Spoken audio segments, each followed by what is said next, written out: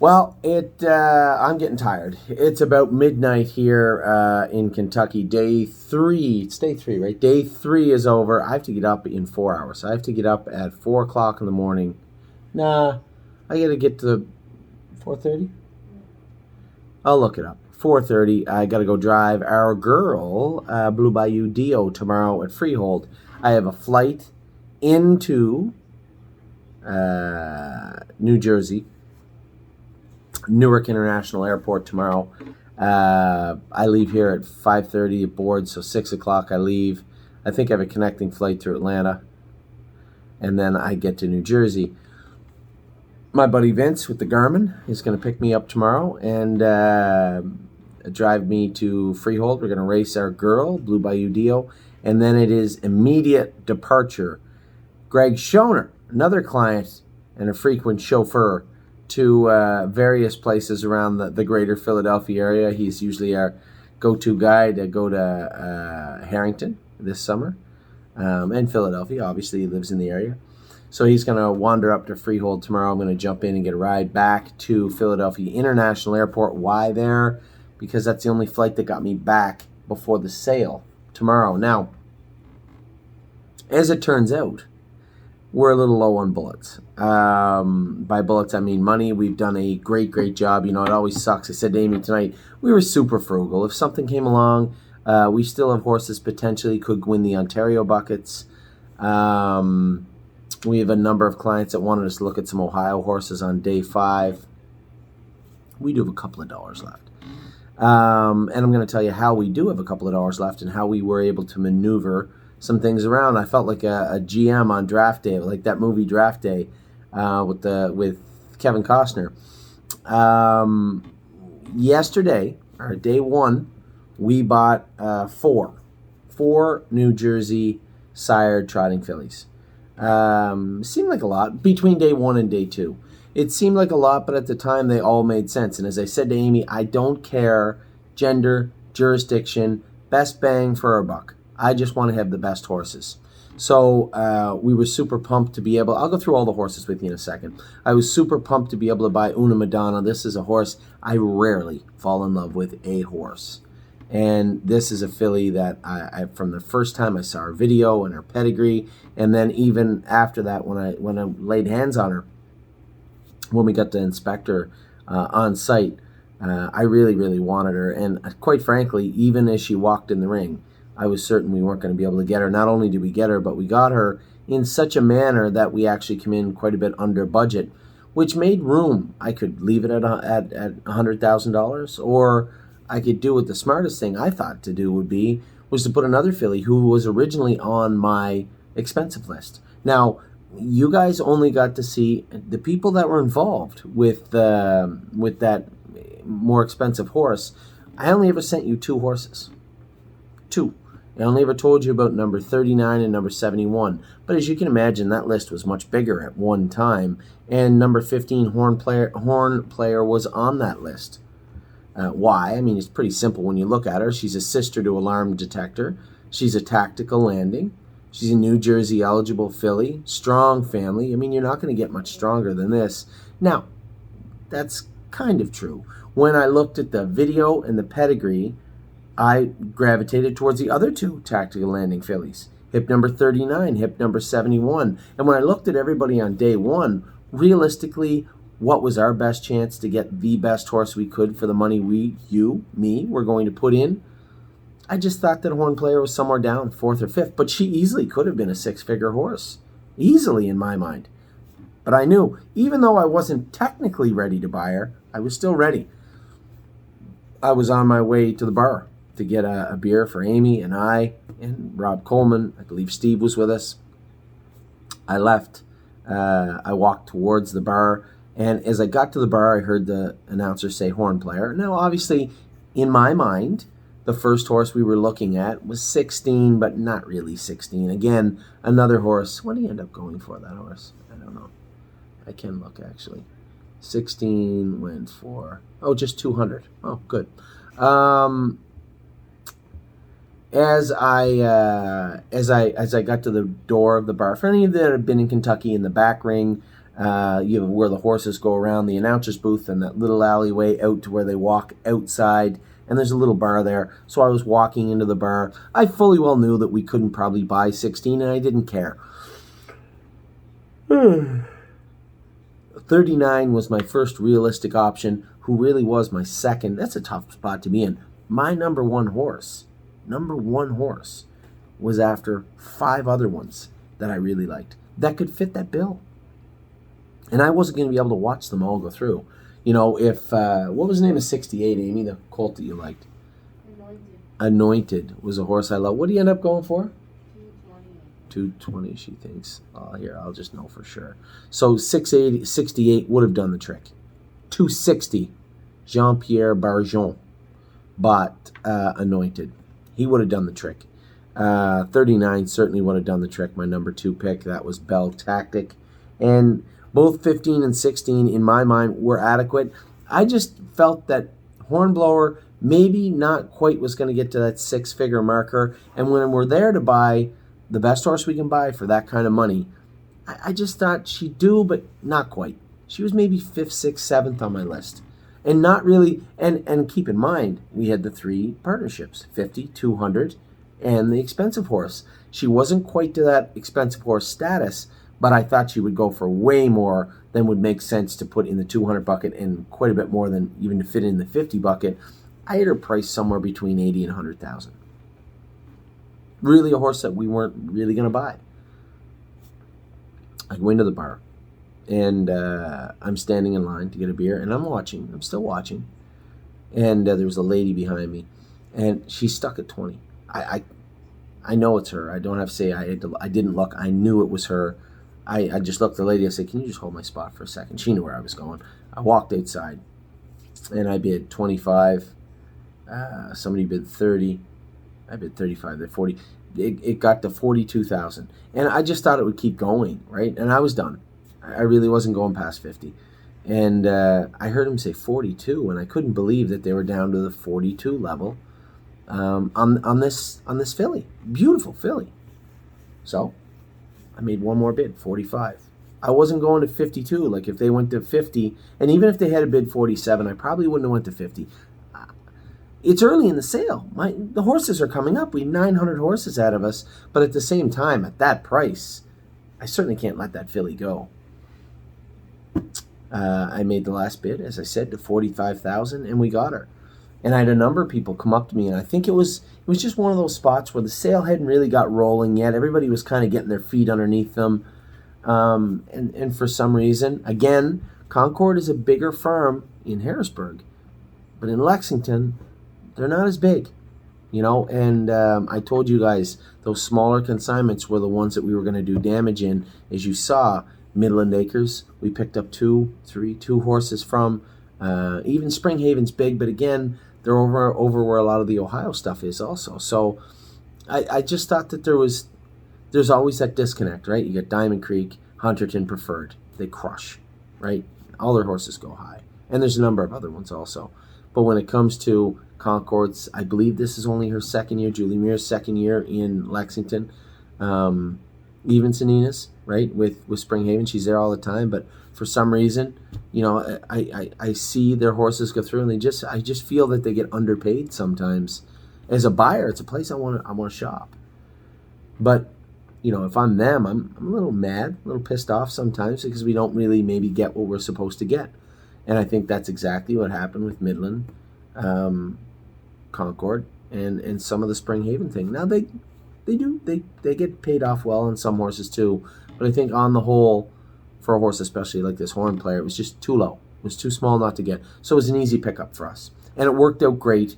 We were able to put Horn Player and Una Madonna in the same. Now I had reached out to a couple of my partners, a couple of the people in that bracket. Some people didn't want to put 2 in there, and I told them, any horse we put in there with Una Madonna, you'll be able to sell the shares, no problem whatsoever.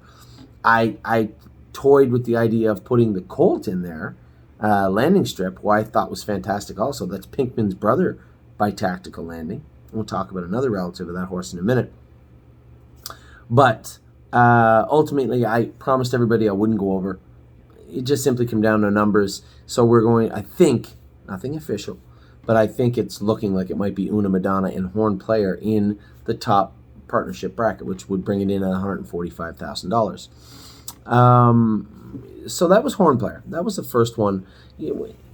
We had bought a number of other horses, and as the day went on, the week went on, as we got to today, it dawned on me that we had 4 very talented-looking New Jersey trotting fillies. Now, only one of them, I believe, I don't think the other filly was, only one of them, I'm almost certain she wasn't Tactical Mounts. No, just New Jersey. Only one of them now, 2 of them at the time, one of them was eligible to Kentucky and New Jersey, but at the same token, at Kentucky Sire Stakes, your horse is good enough. You still have all the major staking, Grand Circuit staking that's going on right now in Kentucky, not to mention all the races in Ontario and the jurisdiction and everywhere else.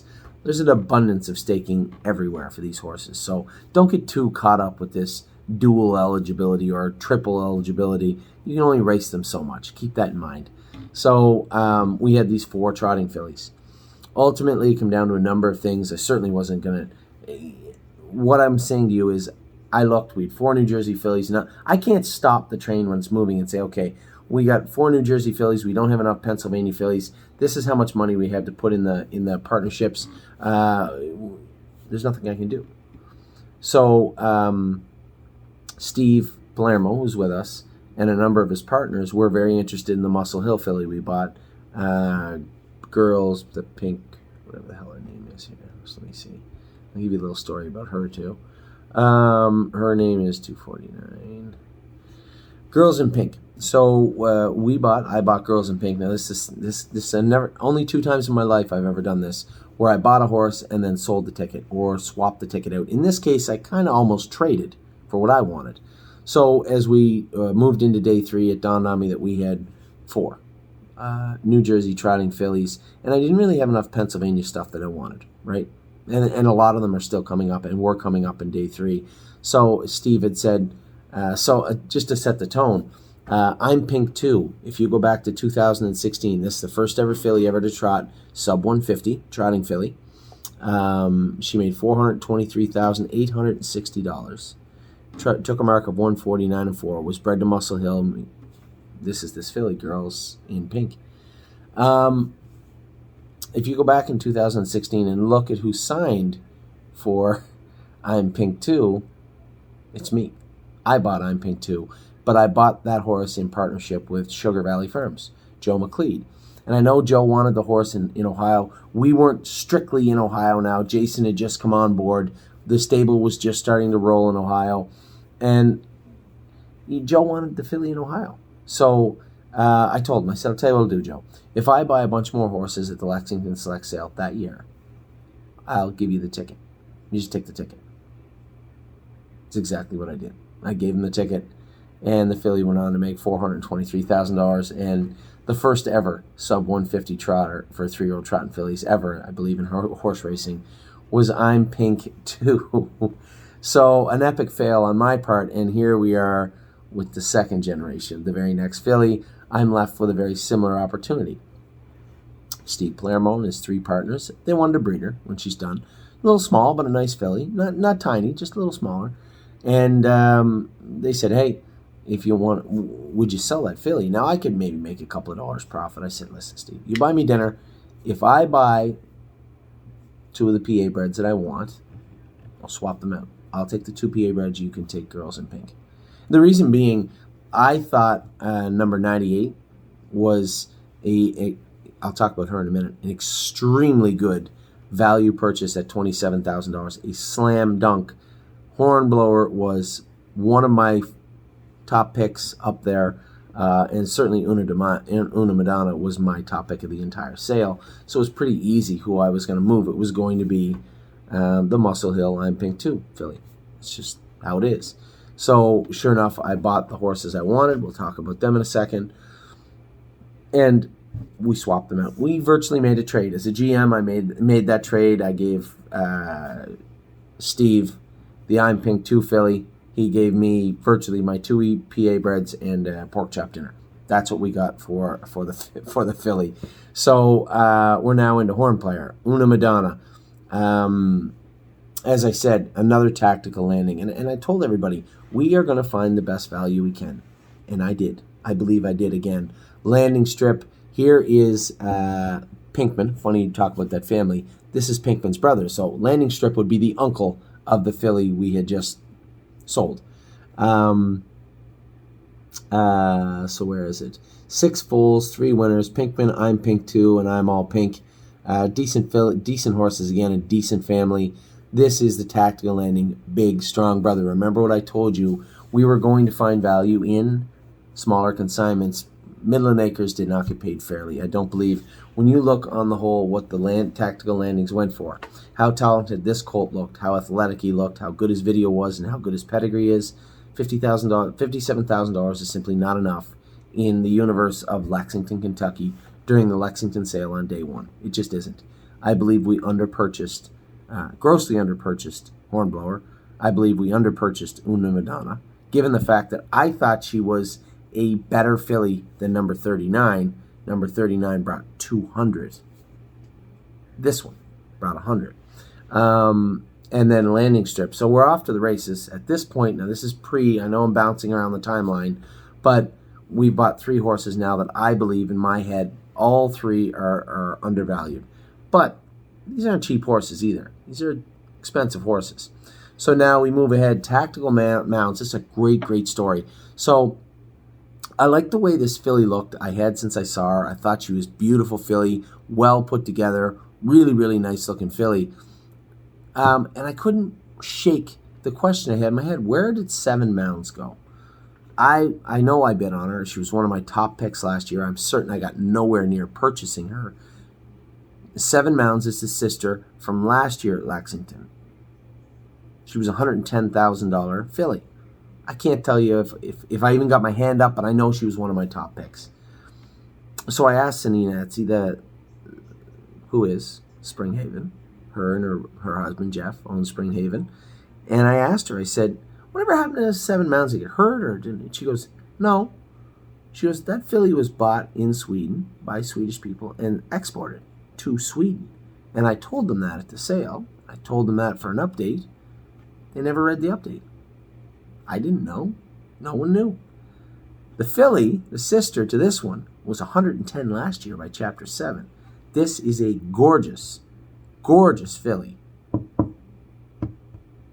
No update about the export to Sweden, so everybody just thought, I don't know, horse didn't race, whatever. Didn't race here. It'll likely race in Sweden. And I think it had to have hurt the price. The tactical landings are running hot. This is a strong family. This filly went for $27,000. It was a slam dunk. So again, I'm riding high. I'm like, now my only concern at this point, and obviously brought up by Amy, you just bought all New Jersey breds. Well, honey, there's not a lot of Pennsylvania breds on day one. They were going too high. Again, we're looking for value.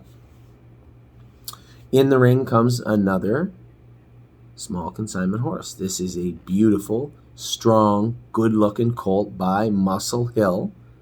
Out of a Donato Hanover mare. It seems to be what everybody is looking for. This is the first colt from the mare. The other one was a Muscle Mass filly. This is a Muscle Hill colt.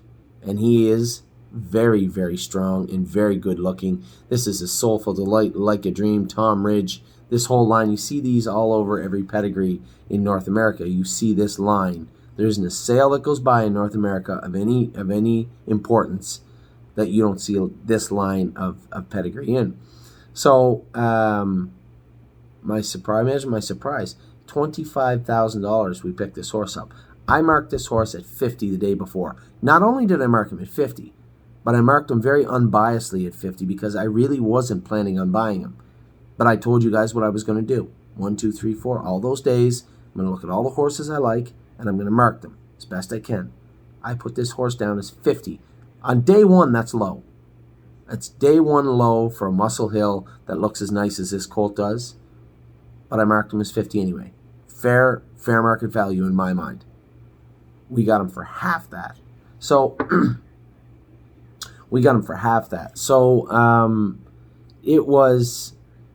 At that point, now we're done for the day. The day's over. That was an incredible day for us. Now, really heavy on New Jersey, but at the same time, we're looking for talent. There are more, and I said this to Amy. I said, we have a nice Colton 3-point blue chip. He's never set foot in New Jersey. He will in a week, hopefully, but never has before.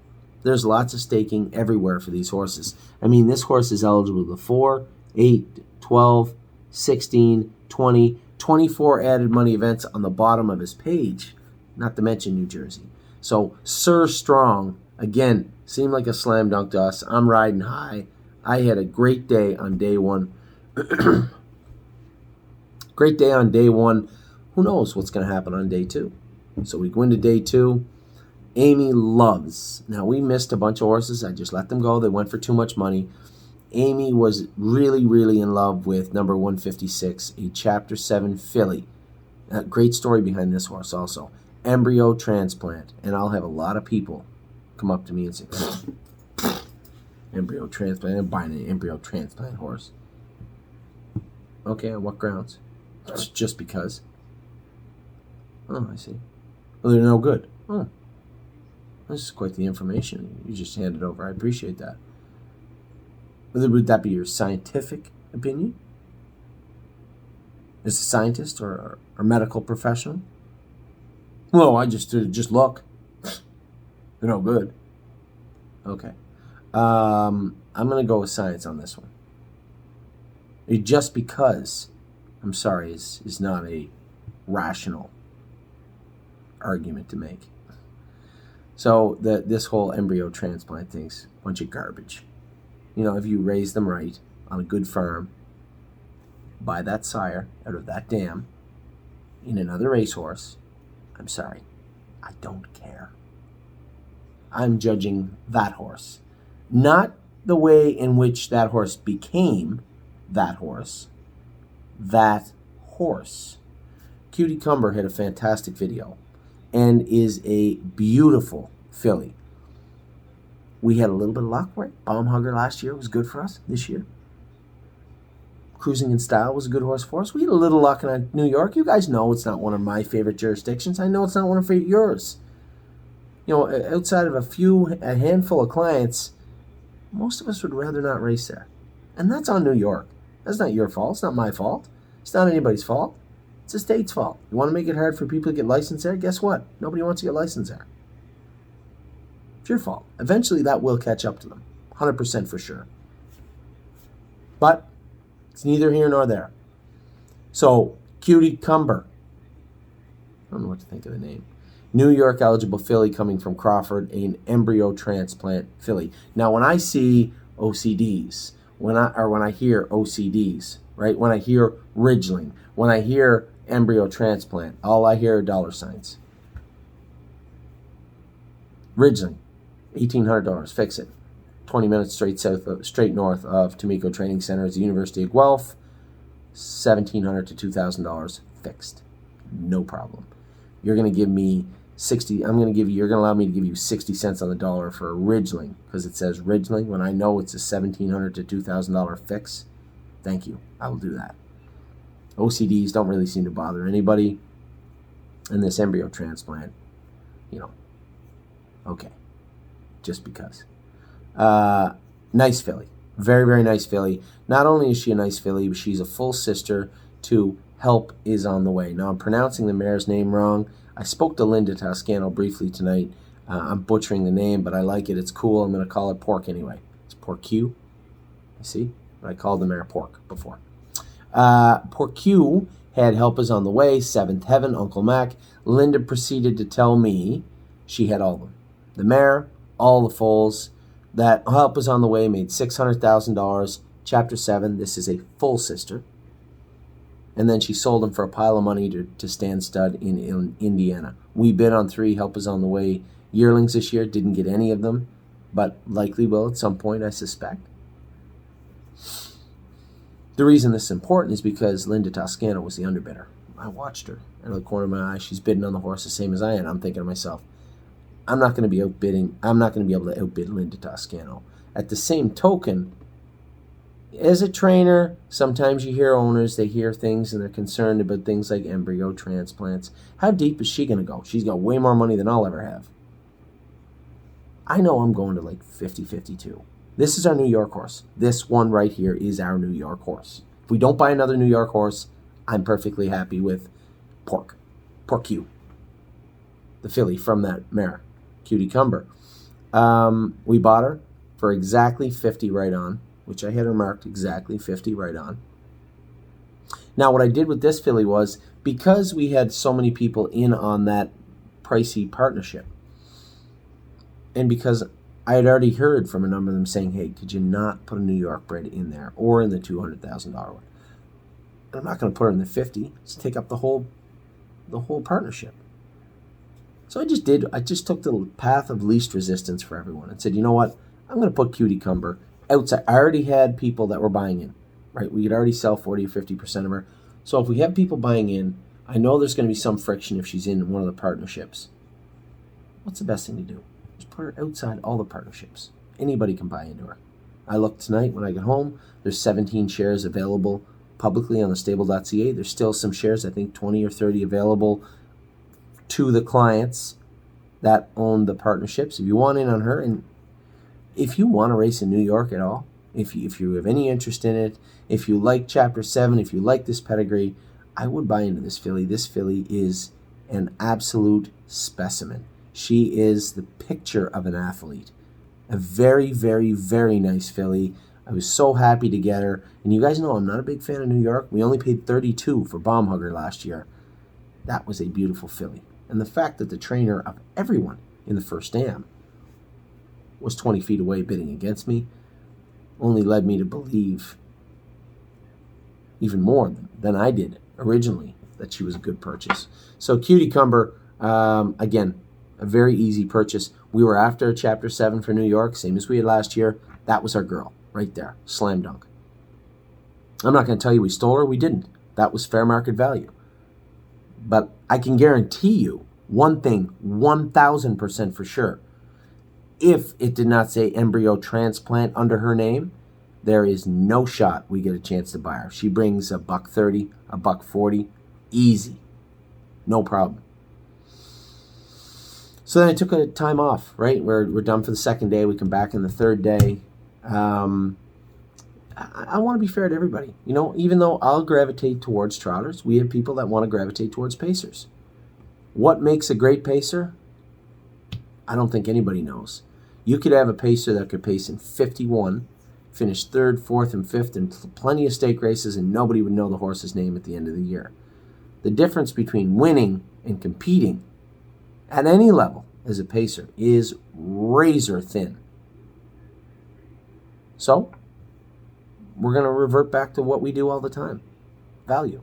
Captain Treacherouses are still running so hot. Now the Stay Hungries are hot right now too. Talk about that in a minute. I'm sitting there. I had a couple of drinks. Day 3, I'm pumped. Like, we've had a great sale. You know, every 5 minutes I'm reflecting. I know my mind is reflecting on not just the sale, but the year we've had. How lucky we've been. How happy I was about the Ohio sale. Now here I am in Lexington. Just got the best horse the most important horse to me in the sale, we got. And we got the surrounding, the team around and behind our starting pitcher, S, is assembling. And it looks fantastic. I'm pumped. I looked at a lot of horses at Springhaven, and what I love about Sanina takes her job so seriously. If I go over to look at 3, she wants me to look at 9. That's her job. Show me everything. I think she'd love if I just come over and looked at every horse in her consignment. I like that. So she had showed me a Captain Treacherous. I wasn't super interested, right? And it was only after I did a little more investigating. Yeah, the horse was interesting, but it's still not on my radar. This horse stalls at 20, number 271, Captain in the Air. Stalls at 20.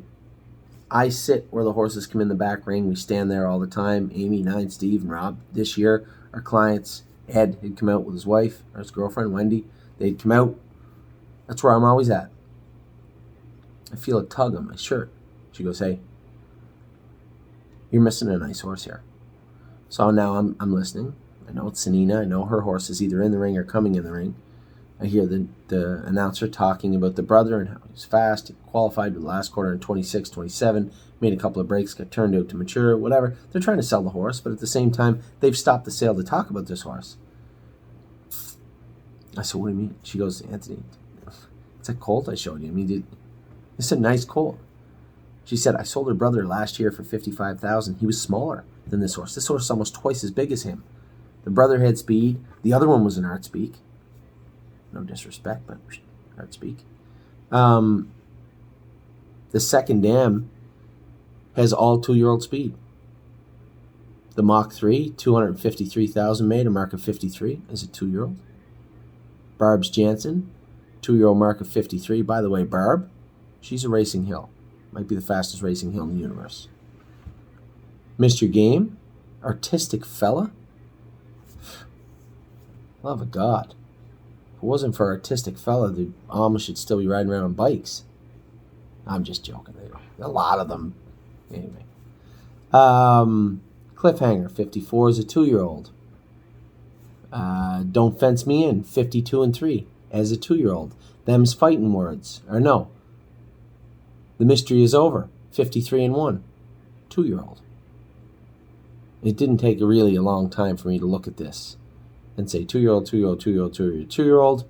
Brothers got some speed. Clearly, they hung on to it. $55,000 yearling last year. This is the full brother, February 8th foal. Vertical Horizon, Lost in Time, O'Brien Award winner in 2017, all on this page right here in front of me. I bid 22, somebody bid 25, I bid 27, which likely was my last bid. And we got him. So for those of you who are looking for nice pacers, it's a great story behind this horse. Nice colt. Is it going to be a stake colt? I have no idea. I don't know if any of them are. And when you know that the difference between not being able to compete in the grassroots, you look at a horse even in Ontario like First Glance. Horse is a nice colt. Can't even do in the grassroots. 53, 54 pacer. And I would consider him a nice horse. Even though I know he's not a good enough horse to do in the grassroots this year, he's a nice horse. You know, you need to have competitive horses that can do well at the racetrack.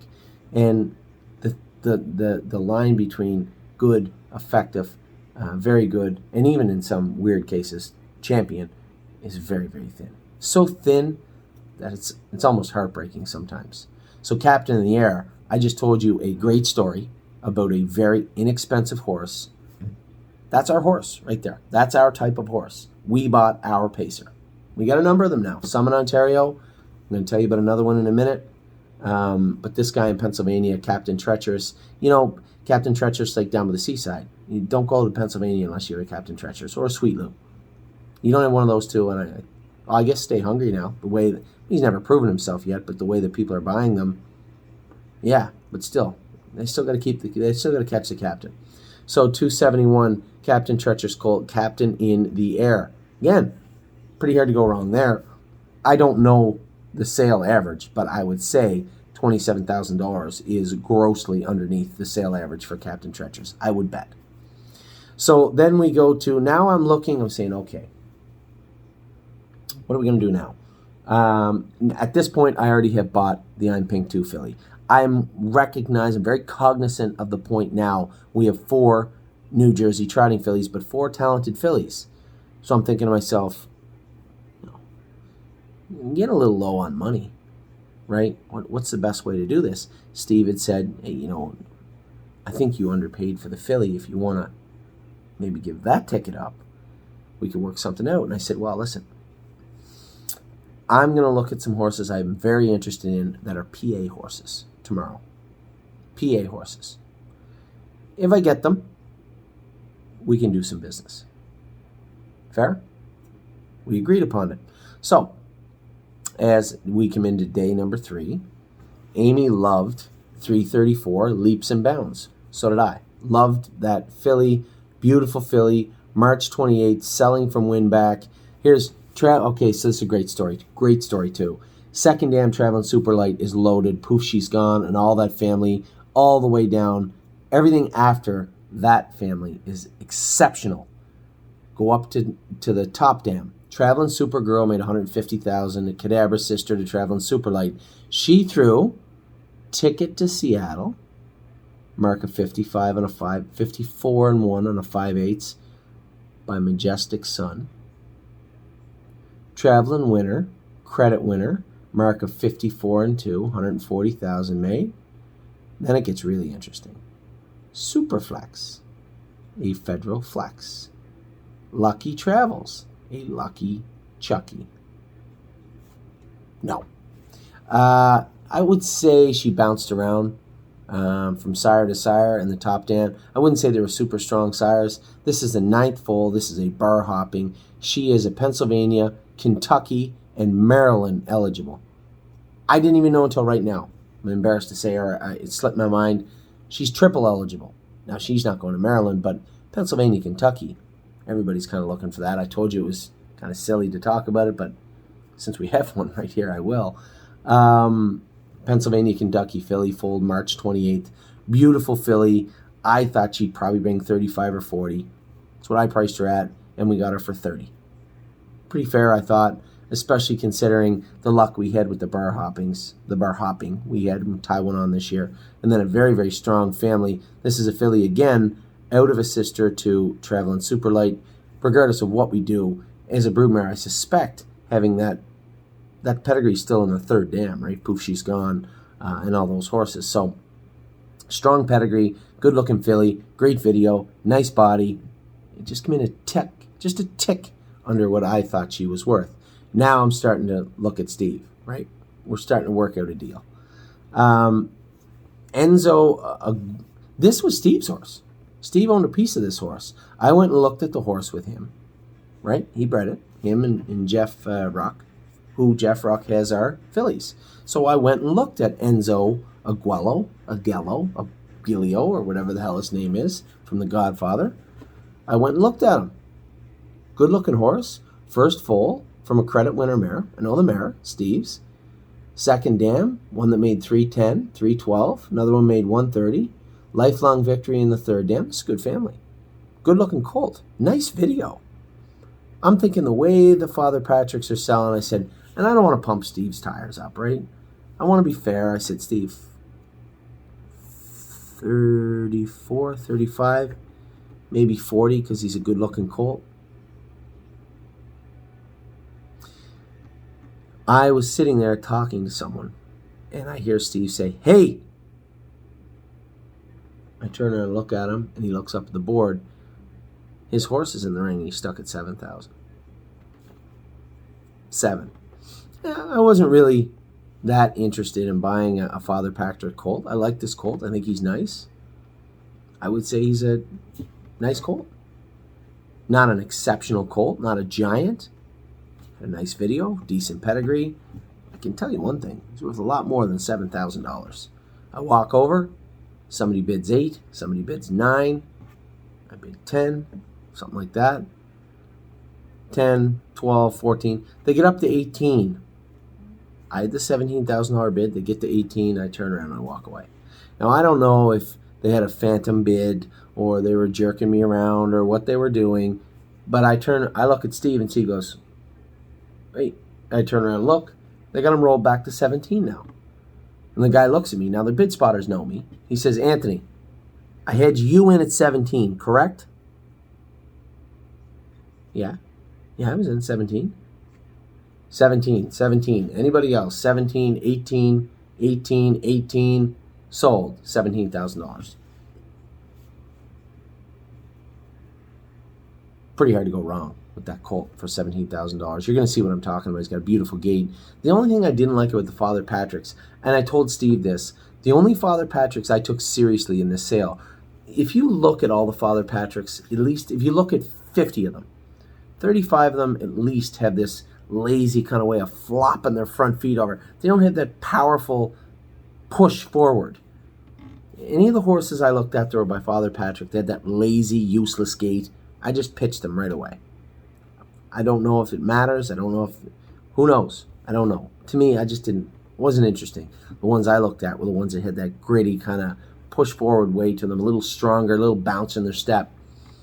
This guy had that. So as much as I wanted to help Steve out, didn't mind helping myself out either. So Steve got underpaid for his horse, and we talked about it for a while. You know, he was heated, but I think there needs to be a way forward for smaller breeders. You know, we took advantage of small breeders the entire sale. Midland Acres got underpaid. I think Sanina got underpaid for her captain. fair ball. She definitely got underpaid for her tactical landing. But that's the sale, right? I think what needs to happen is these smaller breeders have to understand that nobody's really going to help them. There's no life raft. You don't get the clientele list that Preferred does, Diamond Creek does, any of the big consignments. Hunterton. You just don't get that clientele list, right? And I think you have to work at marketing your own horse. Easier said than done. But I think moving forward, a horse like Enzo here, if we had been able to, had a path forward for smaller breeders and smaller firms to market their horses in a way that would entice people to say, it only takes 2 people to say, this horse got a pretty good video right here. Nice video. Not a bad pedigree. Here's a horse we might be able. This is what happened. Make no mistake. Many of you, Steve, Rob, everybody, Amy, everybody thought that Father Patrick was going to get knocked around at the sales. There was enough trainers that weren't high on them. They were not going to sell strong. They still had strong mares. But the Father Patrick brand name themselves was not that interesting to a lot of people. But because I convinced myself, you did, many other people, that there was value to be found in Father Patrick. And he had these strong maternal lines, these strong brood mares. Enough of us convinced ourselves that we now wanted Father Patrick's. And that's where those prices came from. I'm almost certain of it. Horses that I said, Father Patrick, he's going to be a discount 40, 45, and he'd bring 160. Because there was only 2 people that decided, I like that horse. They fell in love with the pedigree page. They liked the video. And all of a sudden, Father Patrick's not that bad. It's a pretty good looking horse. And they get inflated. But guys like Steve get left behind because no one looks at his video, right? No one looks at Enzo's video. No one looks close at the pedigree and says, not a bad pedigree, good looking video. Yeah, I'll buy that horse. Only takes 2 people to say that one sentence, I'll buy that horse. That horse is for me. I like that horse. 2 people repeat any one of those 3 sentences in their head. That horse brings 45, maybe 50. But no one said that in their head. He had to settle for, he's okay. I'll bid 8. I'll bid 9. And we end up with him for 17. So it sucks for Steve, but it's good for us. This is why we go to the sales, because I know this stuff goes on. I told you guys before, I might have been wrong about Father Patrick, but I was absolutely right about the smaller stables. The smaller consignments, the smaller breeders get annihilated at Kentucky. That is not fair. We'll take advantage of it if we can. They make good horses. Steve and Jeff put a lot of money into this horse. Worked their butts off, prepped him good. The horse looks like $1 million. 17 grand. Sheer loss. Nothing but red ink. The horse for the Muscle Hill for 25. Yeah, his stud fee's 30. Thank you for breeding your mare, housing it for a year, prepping it for the sale, having it come in looking like $1 million, and then after that getting minus $5,000 just on the stud fee. How tough is that? You think horse racing's tough? Try that game. So I keep telling everybody, we want to bred some mares, but we're never going to be breeders because this is a tough racket. So, where were we at? We were at Enzo. Now we had 2 horses left that I absolutely loved. Now Steve and I have inked the deal. He has the ticket for the Pinkman filly. See you later. I got my 3 tactical landings I like. I'm the luckiest guy in the world. I got to go through the sale, accumulate the horses I want, then stop and say, what if would you like this one and I'll take these 2 over here? You don't get to do that. I was able to sell the filly and get 2 PA colts that I absolutely loved. One I paid fair market for, and the other one I am certain is worth at least twice as much as we paid for it. Number 386, Merchant Man. Now, this horse was interesting for me for a couple of reasons. I had a laugh, first off, because Merchant Man is a brother to Merchandiser. You may say, Merchandiser? That rings a bell. I don't know something about Merchandiser. Yes, you do. Grace? That's her daddy. Grace's father is named Merchandiser. this same merchandiser. The same merchandiser that is a half-brother to Merchant Man. Gorgeous horse, great video. Not many horses, I said to Steve, when I'm making up my lists, I have a pretty easy, lazy grading system. 9.5 is a hard yes at the price I have marked. 9 is, a horse will do just fine. 8.5 is for the right price. Anything less than that's a no. Only about 6 or 7 horses I wrote buy this horse. About 6 or 7. Una Madonna, obviously, was without saying, had that stamped on her. This horse, at $36,000, got a 9.5 big star by this horse. Went for 33. Close enough, I'd call it fair market value. I think we got him for what he was worth. I am super pumped. Now I'm thinking, this is cool. I got to unload one of something we didn't need that I paid for. It was a good deal at the time. But now we have an opportunity to make that into something much better, right? Now I got Merchant Man. I love this colt. Remember I said that. This guy's also Pennsylvania and Kentucky eligible. I love this horse. There was only one horse left in the entire day that I love more. I watched all the videos, all of the videos for the International Money horses. They all look great. Not only were they good looking, they had that white blaze, that big, beautiful gait. There was a lot of them with pedigree. Number 401, Carter Michael Dio. I wrote very nice. This is, so the way I have it set up on my thing is there's different colors I write in, right? First color was red. That's before I get to the sale. So it's not really that big a deal. I haven't seen the horse yet. All I've seen is the pedigree and the video. Very nice colt. Then, as I get to the sale, change ink. I used green for the first day I was there. Very nice colt indeed. $46,000. That's what I priced him at. $46,000. I was going to put 50, but again, I'm trying to be frugal. The sale hasn't even started yet. I don't know how hot they're going to be. This is day 3, $46,000. That's what I think is a fair price for this colt. I watched this video once. I watched it 15 times. I absolutely love, and I like, these guys grow nice horses. These Dio Valente Farms, they do a great job growing up horses. This is where we got Spirited Dio, Garden State Dio, Blue Bayou Dio, Duke Dio. They do a great job growing their horses up. Carter Michael Dio, I thought, was as nice a horse in that middle of the road 30 to 50 range as you're going to find in the sale. I could give you a list of 40 horses that I thought fit in there that I really liked.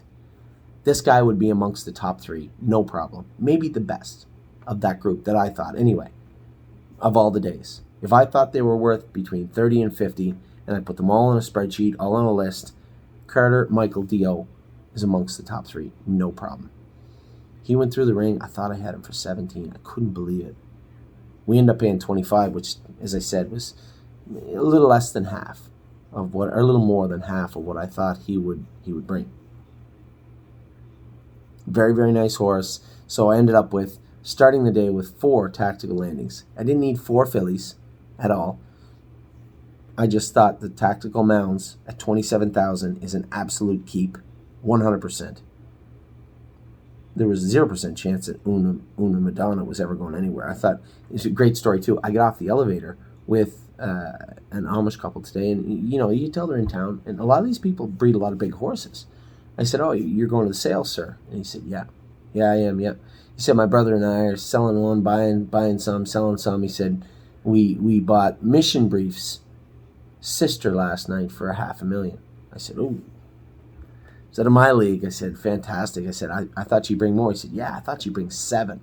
We got her for 5. Like, that kind of money. Is anything a deal? I don't know. It's just a cool $500,000. That's all." He said, we got her. And I said, I bought one expensive horse last year, and we talked about the colt, and his Plunge Blue Chip's brother. He goes, I think we remember him, whatever.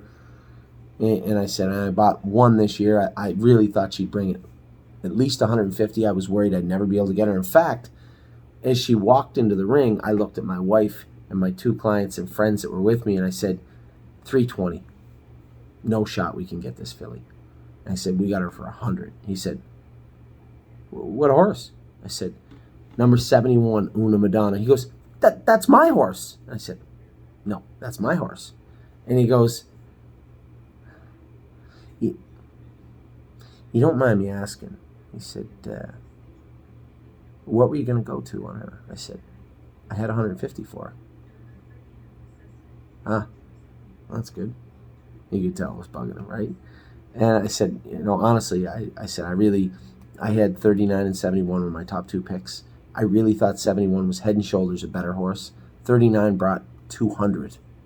And then he went on to tell me how they got the mare. They bought her for $250,000 in full to ready cash and flew her over here. Totally different universe than me, you, maybe ever. But it was so cool to talk to them. They're super nice guys. And they were the breeders of Una Madonna, staying in the same hotel, on the same elevator with me this morning. It was really, really cool. So looking back on all that we've done so far here at thestable.ca in Lexington, we're tight for money. We moved Cutie Cumber outside. For those of you who got in, great job. I really, really think this is a talented filly. She looks like an absolute athlete. That's what she looks like. She's bred to be a good horse and looks like a good horse. Here's hoping she's a good horse. So there's some shares left of her outside of the partnerships. We moved Una Madonna and Hornblower. So you guys are, there's a couple of people saying I'd rather only just have the one than just sell your share of Hornblower because it won't be hard to sell her. And trust me when I tell you, she stayed on my six-figure list for a very long time.